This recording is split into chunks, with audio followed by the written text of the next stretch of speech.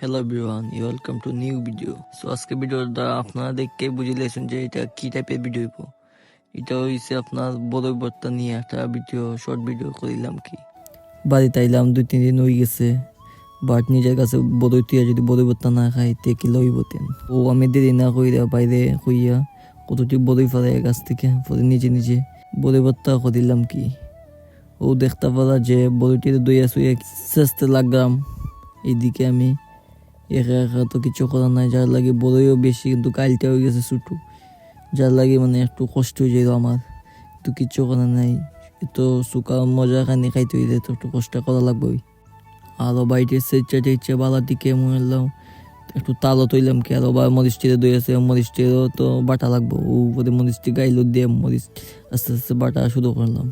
মরিচের সাথে সাথে ধনিয়া পাতাও বাটা শুরু করলাম, দুটো একসাথে বাটলাম যাতে মানে দুটো মিক্সড করে একটু মানে ফ্লেভার পাওয়া যায়। ধনিয়া পাতা ওইটালা দিলাম, কি ধনিয়া পাতা দুটো একসাথে হয়ে দেওয়া পরে আস্তে আস্তে বড়িগুলো ডালতে লাগলাম। তো ফাইনালি আমাদের হয়ে গেছে একটা সুস্বাদু রেসিপি, মানে বড়ই ভর্তা, যা খুবই টেস্টি অ্যান্ড সুস্বাদু। আজকের ভিডিওটা এই পর্যন্ত।